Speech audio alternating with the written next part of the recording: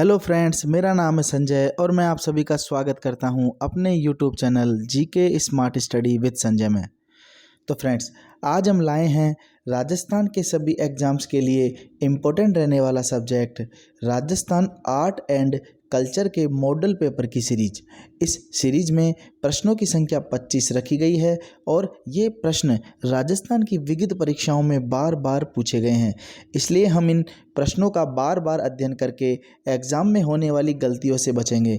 तो चलिए शुरू करते हैं पहले प्रश्न से। हमारा पहला प्रश्न है, धानमन दुर्ग किनके बीच स्थित होता है? तो हमारा सही जवाब होगा रेगिस्तान के बीच। धानमन दुर्ग रेगिस्तान के बीच स्थित होते हैं, जैसे जैसलमेर का सोनारगढ़, ठीक है, बीकानेर का जूनागढ़ और नागौर के दुर्ग। ये सभी दुर्ग धानमन दुर्ग से संबंधित हैं। अब चलते हैं अगले प्रश्न में। हमारा दूसरा प्रश्न, महामारू शैली का प्रचलन किसके शासनकाल में हुआ? तो महामारू शैली का प्रचलन गुज्जर प्रतिहार काल में हुआ। इसलिए हमारा सही जवाब क्या होगा? ऑप्शन 1 गुज्जर प्रतिहार।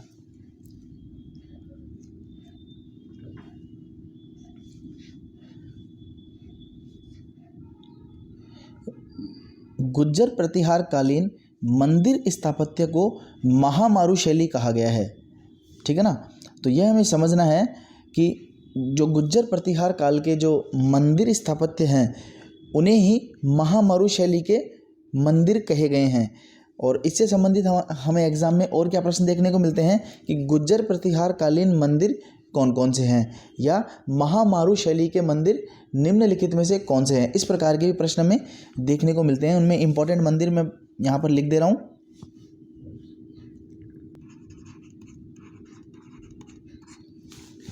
महामारू शैली से संबंधित ये सभी मंदिरों से विभिन्न एग्जामों में बार बार प्रश्न पूछे जाते हैं, तो ये भी हमें ध्यान में रखना है। आगे बढ़ते हैं। हमारा तीसरा प्रश्न,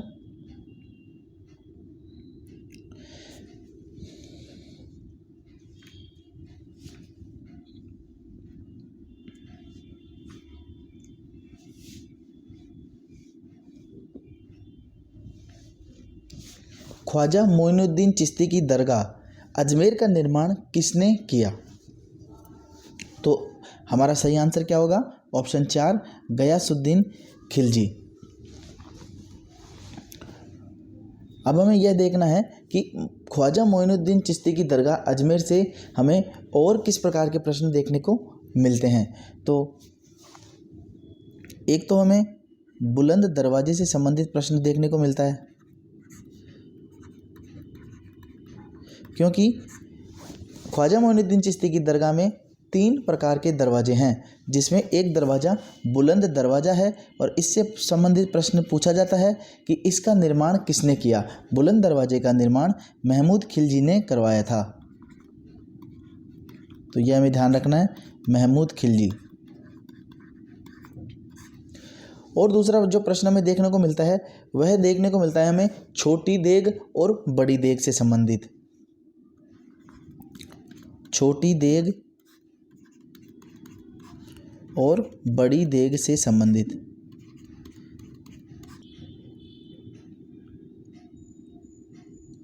तो हमें यह ध्यान रखना है कि छोटी देग का निर्माण जहांगीर ने और बड़ी देग का निर्माण अकबर ने करवाया था। तो 3 प्रश्नों का हमें और ध्यान रखना है, याद रह जाएगा। आगे बढ़ते हैं। हमारा चौथा प्रश्न,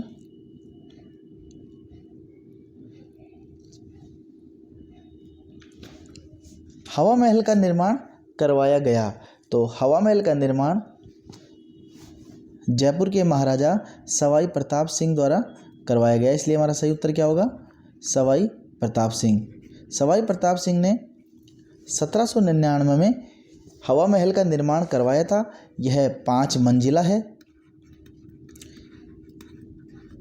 इसकी मंजिलों से भी प्रश्न पूछ लिया जाता है कि यह मंजिल प्रथम मंजिल का क्या नाम है, द्वितीय मंजिल का क्या नाम है, और एक इसके उस्ताद यानी इसके एक कारीगर का भी प्रश्न पूछा जाता है जिसका नाम है लालचंद। क्या नाम है? लालचंद। ठीक है ना। तो लालचंद, उस्ताद लालचंद का नाम हमें याद रखना है, जिन्होंने हवा महल को बनाया था। 5 मंजिला है, 953 इसमें खिड़कियां हैं। खिड़कियों की यदि संख्या की बात करें, छोटी बड़ी खिड़कियां इसमें 953 है। प्रथम मंजिल की यदि हम इसमें बात करें, यदि इसके प्रथम मंजिल की बात करें तो प्रथम मंजिल का नाम है शरद मंदिर। शरद मंदिर। अब इसमें समझना यह है कि जो प्रथम मंजिल थी वह महाराजा प्रताप सिंह का निजी कक्ष था, इसलिए उसे प्रताप मंदिर भी कहा जाता है। तो किसी एग्ज़ाम में एक बार प्रश्न पूछा गया था कि हवा महल की प्रथम मंजिल का क्या नाम था, उसमें शरद मंदिर ऑप्शन में नहीं था। ठीक है ना, उसमें शरद मंदिर ऑप्शन में नहीं था, इसलिए उसका राइट आंसर क्या माना गया था? प्रताप मंदिर। क्योंकि जो हवा महल का जो प्रथम मंजिल था उसमें प्रताप सिंह का निजी कक्ष था, इसलिए उसे प्रताप मंदिर के नाम से भी जाना जाता है। इसलिए शरद मंदिर कह दो या प्रताप मंदिर कह दो, यह हमें ध्यान में रखना है। आगे बढ़ते हैं। हमारा अगला प्रश्न, प्रसिद्ध 84 खंभों की छतरी कहाँ स्थित है? तो प्रसिद्ध 84 खंभों की छतरी बूंदी में स्थित है और तत्कालीन महाराजा अनिरुद्ध ने अपने सौतेले भाई देवा के लिए इसका निर्माण करवाया था और यह कोटा बूंदी मार्ग पर स्थित है। एक इसमें ध्यान रखने वाली बात क्या है कि इसमें गांव का नाम पूछ लेता है।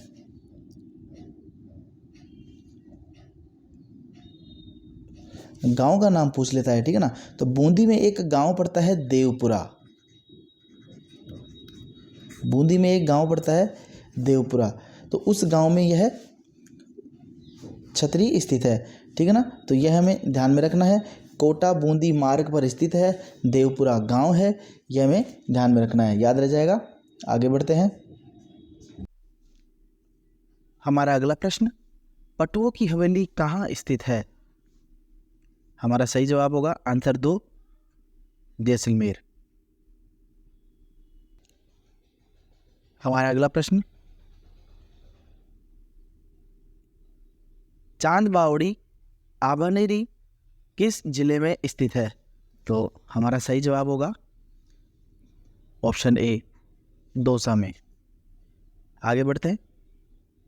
हमारा अगला प्रश्न, राजस्थानी चित्रकला का सबसे पहले वैज्ञानिक विभाजन किसने किया? तो राजस्थानी चित्रकला का सबसे पहले वैज्ञानिक विभाजन आनंद कुमार स्वामी ने किया था। 1916 में इन्होंने एक पुस्तक लिखी थी जिसका नाम था राजपूत पेंटिंग्स। ठीक है ना।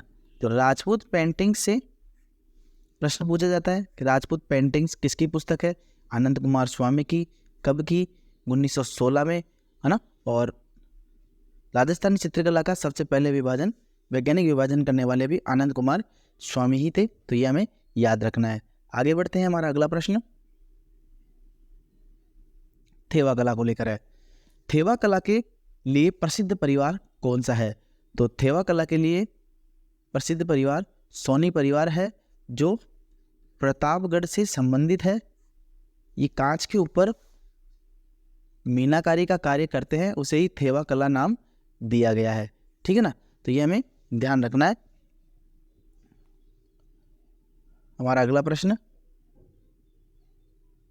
मारी बरसालेरी मूमल हाले नी ए आलीजे रे देख नामक लोकगीत किस क्षेत्र का है? तो जैसे मूमल का यहाँ पर नाम आ रहा है, उससे पता चल रहा है कि यह गीत जैसलमेर क्षेत्र का है। आगे बढ़ते हैं। हमारा अगला प्रश्न, प्रश्न नंबर 11, राजस्थान का राज्य वाद्य है? तो राजस्थान का राज्य वाद्य है अलगोजा। तो हमारा सही जवाब क्या होगा? ऑप्शन 2, अलगोजा।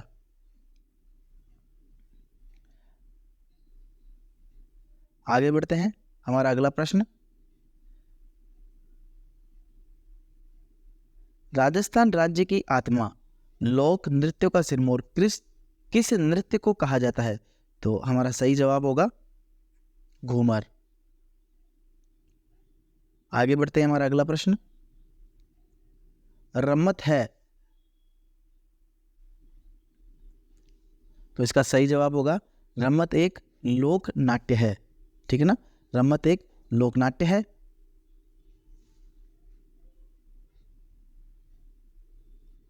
हमारा अगला प्रश्न, निम्नलिखित में से कौन सा संप्रदाय निर्गुणोपासक नहीं है? तो ऑप्शन में से हमें यह देखना है कि निर्गुण संप्रदाय कौन सा है। ठीक है ना, कौन सा नहीं है।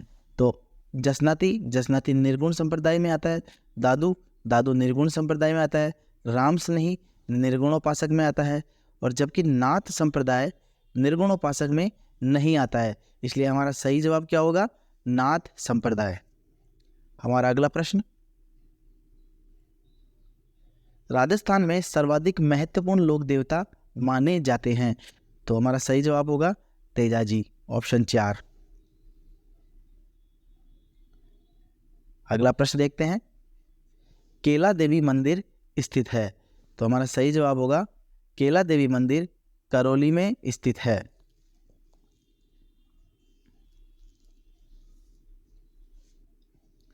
आगे बढ़ने से पहले मैं करना चाहूँगा आप लोगों से एक छोटी सी रिक्वेस्ट। वीडियो पसंद आ रहा हो तो चैनल को सब्सक्राइब करें, वीडियो को लाइक करें, क्योंकि आपके द्वारा दिया गया लाइक एंड सब्सक्राइब ही मुझे इसी प्रकार कार्य करने को प्रेरित करता है। ठीक है ना, तो आगे बढ़ते हैं। हमारा अगला प्रश्न, बादशाह का मेला भरता है? बादशाह का मेला ब्यावर में भरता है। हमारा सही जवाब क्या होगा? ऑप्शन 3 ब्यावर। अब यह क्यों भरता है? तो अकबर के जो नवरत्न थे उनमें से एक थे महाराजा टोडरमल।